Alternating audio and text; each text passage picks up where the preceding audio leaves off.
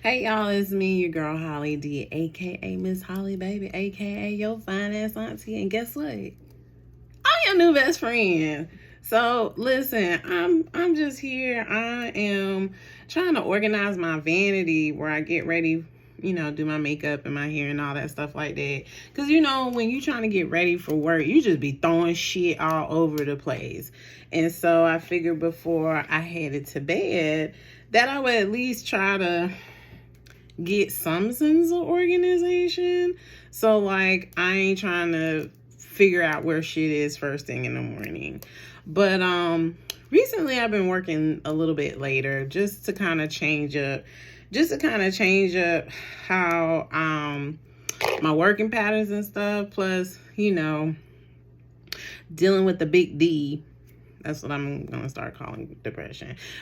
Dealing with the big D, it throws you off track of your regular patterns and stuff. So like now you're creating new habits and new patterns. So I decided to try something different in terms of my work schedule, which means I get off a little bit later than normal. Like most people in my field and in the same thing that I do, they're done by 5 o'clock.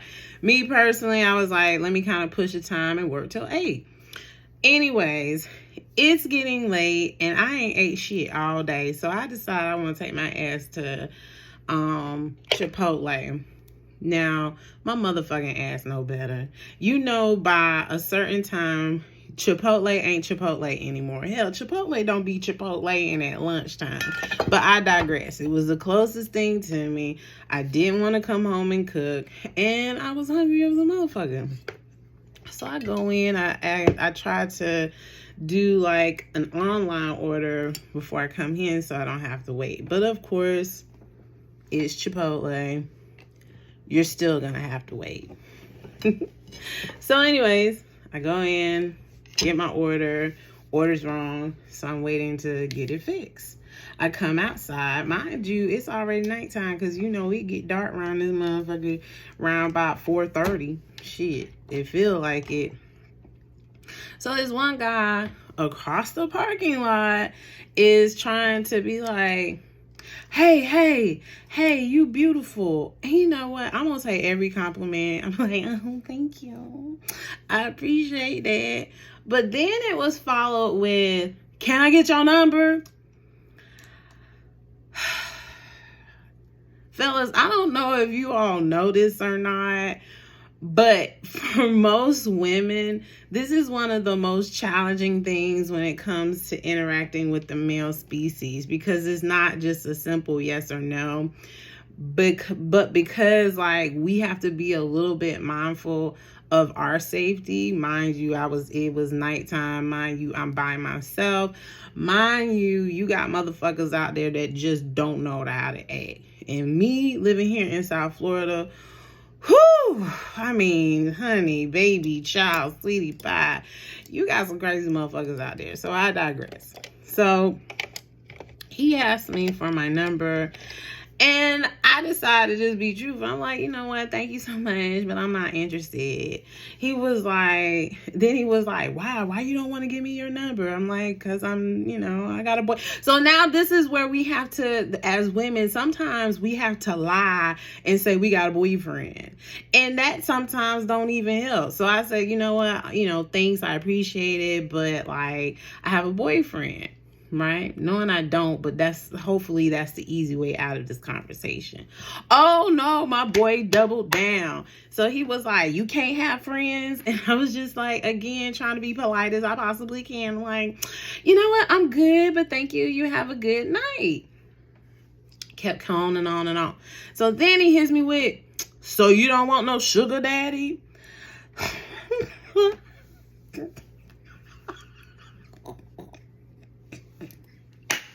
I mean, he caught me off guard. So like, you don't want no sugar daddy? And I was like, I wasn't in the market for one, but hey.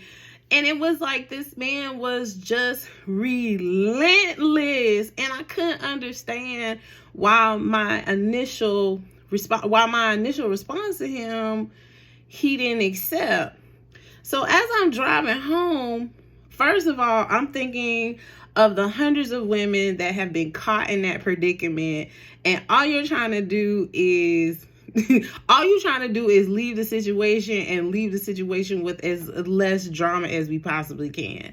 Now, I'm sure the men that are listening to this, they probably like, see you. I'm going to say some. I ain't going to say all. First of all, let me go ahead and give a disclaimer right now.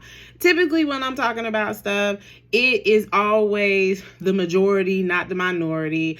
I know there's certain situations, well, that's not always the case, or everybody ain't like that. We know. Nothing when I talk about men versus me. I don't do men versus women, excuse me. When I'm talking about connections and interactions with men and women, I know I'm not talking to everybody. Of course, it's just, my experience, and it's the majority. I'm talking about the rule and not the exception. So now that we got that out of the way, okay, get back to my story.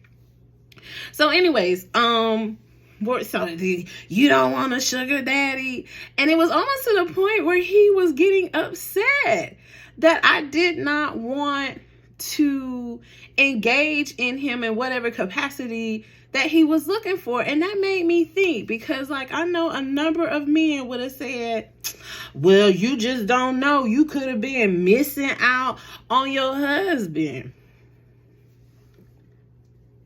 If y'all don't get out my motherfucking face with some shit like that, talk about, I could have been missing out my husband. First of all, I ain't worried about that, bitch. I'm trying to get these 3 tacos to Chipotle to my house before they're not edible anymore. That's the last thing on my nerves is, well, that could have been your husband. So that really made me think, and I'm always curious, when we look at certain topics, especially when it comes to dating and relating, do we ever look at it from another person's perspective, right? So in that situation, how many men have actually thought about putting themselves in a woman's shoes and how they would respond? Right? So if you're a man out there and you watching me, first of all, thanks for the support. I really appreciate it. But the men out there that are listening or watching or wherever they're consuming my content, have you ever thought about what it's like to be caught in some of these awkward positions that many women find themselves in? Right now, just close your eyes. If you're driving, don't close your eyes.